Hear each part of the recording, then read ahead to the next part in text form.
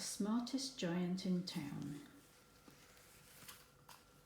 George was a giant, the scruffiest giant in town.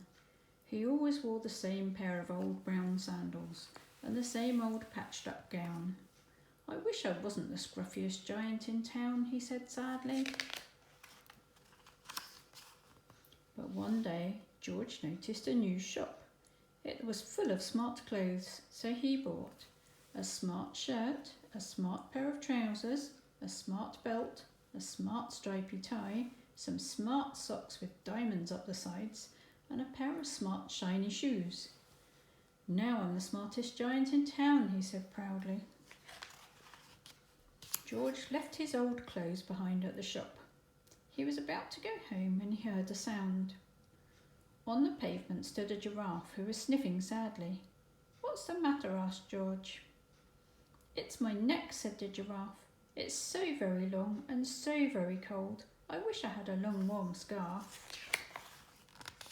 "Cheer up," said George, and he took off his stripy tie. "It didn't match my socks anyway," he said, as he wound it round and round the giraffe's neck. It made a wonderful scarf. "Thank you," said the giraffe. As George strode towards home, he sang to himself, "My tie is a scarf for a cold giraffe, but look me up and down, I'm the smartest giant in town." George came to a river. On the river stood a goat who was bleating loudly. "What's the matter?" asked George. "It's my sail," said the goat. "It blew away in a storm. I wish I had a strong new sail for my boat." "Cheer up," said George, and he took off his new white shirt. "It kept coming untucked anyway," he said, as he tied it to the mast of the goat's boat. "It made a magnificent sail." "Thank you," said the goat. George strode on, singing to himself, "My tie is a scarf for a cold giraffe, my shirt's on a boat as a sail for a goat, but look me up and down, I'm the smartest giant in town." George came to a tiny ruined house. Beside the house stood a white mouse with lots of baby mice. They were all squeaking. "What's the matter?" asked George. "It's our house," squeaked the mother mouse. "It burned down and now we have nowhere to live. I wish we had a nice new house." "Cheer up," said George, and he took off one of his shiny shoes. "It was giving me blisters anyway," he said, as the mouse and her babies scrambled inside. The shoe made a perfect home for them. "Thank you," they squeaked.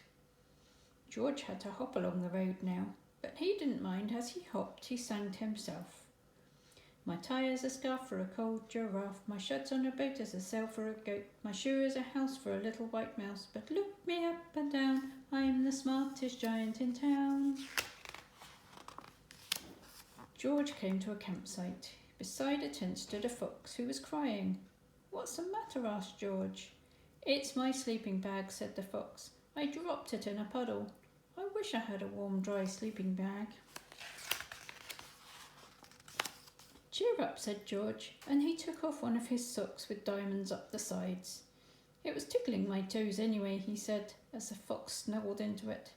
"It made a very fine sleeping bag. Thank you," said the fox. George hopped on, singing to himself, "My tie is a scarf for a cold giraffe, my shirt's on a boat as a sail for a goat, my shoe is a house for a little white mouse, one of my socks is a bed for a fox, but look me up and down, I'm the smartest giant in town." George came to a big squelchy bog. Beside the bog stood a dog who was howling. "Oh, oh, oh!" "What's the matter?" asked George. "It's this bog," said the dog. "I need to get across, but I keep getting stuck in the mud. I wish there was a safe, dry path." "Cheer up," said George, and he took off his smart new belt. "It was squashing my tummy anyway," he said, as he laid it down over the bog. "It made an excellent path. Thank you," said the dog. The wind started to blow, but George didn't mind. He hopped on, singing to himself, "My tie is a scarf for a cold giraffe, my shirt's on a boat as a sail for a goat, my shoe is a house for a little white mouse, one of my socks is a bed for a fox, my belt helped a dog who was chasing a bog, but my trousers are falling down, I'm the coldest giant in town." Suddenly, George felt sad and shivery and not at all smart. He stood on one foot and thought, I'll have to go back to the shop and buy some more clothes, he decided. He turned round and hopped all the way back to the shop. But when he got there, it was closed. Oh no, cried George. He sank down into the doorstep and a tear ran down his nose. He felt as sad as all the animals he had met on his way home. Then out of the corner of his eye he saw a bag with something familiar poking out of the top. George took a closer look. My gown, he yelled, my dear old gown and sandals. George put them on. They felt wonderfully comfortable. I'm the cosiest giant in town, he cried, and he danced back home along the road.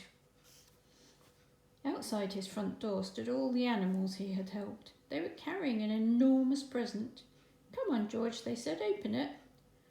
George untied the ribbon. Inside was a beautiful gold paper crown and a card. Look inside the card, George, said the animals. George put the crown on his head and opened the card. Inside it said, you gave your scarf to a cold giraffe, your shirts on a boat, shirts on a boat as a sail for a goat, your shoe is a house for a little white mouse, one of your socks is a bed for a fox, your belt helped a dog who was crossing a bog, and here's a very fine crown to go with the sandals and gown of the kindest giant in town. The end.